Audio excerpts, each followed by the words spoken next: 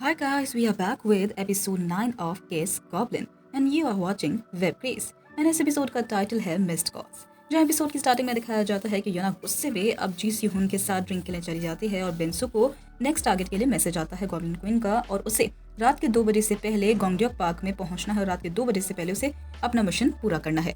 जहाँ बेंसो कई बार योना को कॉल करता है लेकिन वो गुस्से में उसके कॉल्स को अवॉइड करती है तो बेंसो को लेट हो रहा होता है इसलिए वो योना को लोकेशन मैसेज करके मिशन के लिए चला जाता है।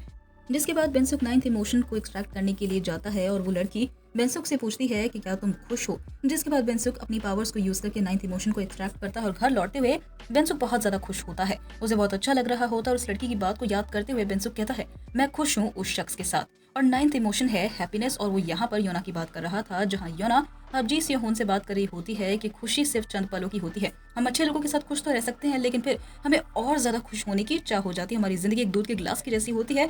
हमें किसी गलत शख्स को वो गिलास देने से पहले अपनी फीलिंग्स को गहरा होने से पहले बचाना चाहिए और मैं भी खुद को इसी तरीके से बचाती हूँ। और अब ह्यून जो होता है योना से अपनी फीलिंग्स को एक्सप्रेस करता है कि वो हमेशा से ही उससे प्यार करता था और उसका प्यार करेगा भी वो आगे चलकर और उसका ख्याल भी रखेगा। जहाँ योना कहती है कि तुम पागल हो गए हो क्या।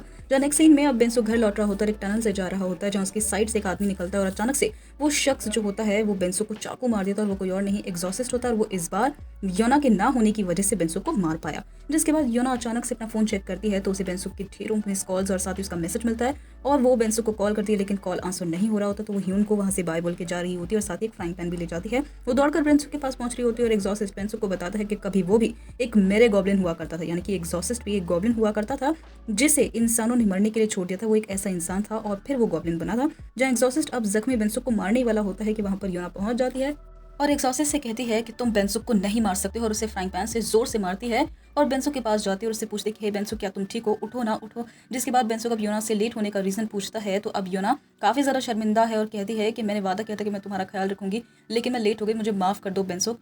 योना लेट आई लेकिन फिर भी बेंसुक उसके आने पर खुश है और उसने योना को बहुत मिस किया और बेहोश हो जाता है। जहाँ योना बहुत रो रही होती है और अब वो कहती है कि तुमने वादा किया था कि हम दोस्त रहेंगे, अभी तो हम दोस्त भी नहीं बने थे, मैं तुम्हारे लिए कुछ भी कर सकती हूँ बेंसुक, मैं कुछ भी कर सकती हूँ, मैं तुम्हें बहुत पसंद करती हूँ, मैं तुम्हें बहुत ज़्यादा पसंद करती हूँ, प्लीज़ उठ जाओ। कि तभी वहाँ गॉब्लिन क्वीन आती है और उन्हें एग्जॉसिस्ट दिखता है तो अब वो एग्जॉसिस्ट को देखकर अपने पास्ट का एक पल याद करती है जिसके बारे में हमने आपको पहले भी बताया था कि किस तरीके से गॉब्लिन क्वीन को एक शख्स ने 9 बार मारने की कोशिश करी थी और वो कोई और नहीं एग्जॉसिस्ट है जिसने दूसरा जन्म ले लिया है। और अब बेंसुक के पास आती है गॉब्लिन क्वीन और उसके जख्म को अपनी पावर्स से ठीक कर देती है। और नेक्स्ट सीन में गॉब्लिन क्वीन और योना बेंसुक को लेकर घर पहुंच चुके होते हैं और अब जो बेंसुक है वो अच्छी देखभाल और रेस्ट के बाद ठीक हो जाएगा। जहाँ गॉब्लिन क्वीन योना से पूछती है कि क्या तुम सच में बेंसुक के लिए कुछ भी कर सकती हो। जहाँ योना को समझ नहीं आता कि गॉब्लिन क्वीन उससे ऐसा क्यों पूछ रही है। जहाँ गॉब्लिन क्वीन कहती है कि 10th किस यानी कि जो आखिरी किस है जो कि बेंसुक को ह्यूमन बना सकता है उसके टाइम पर प्लीज़ तुम उसका ज़्यादा अच्छी तरीके से ख्याल रखना और उसके साथ ही रहना।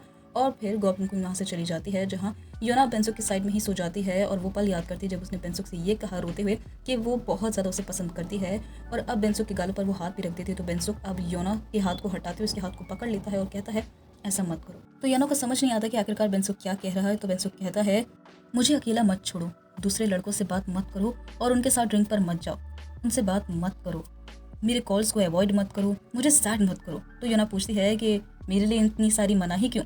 तो बेंसुक कहता है कि उसके बदले में मैं तुम्हें हमेशा पसंद करूंगा, मैं तुम्हें हमेशा प्यार करूंगा, इसलिए प्लीज़ डोंट डू एनीथिंग।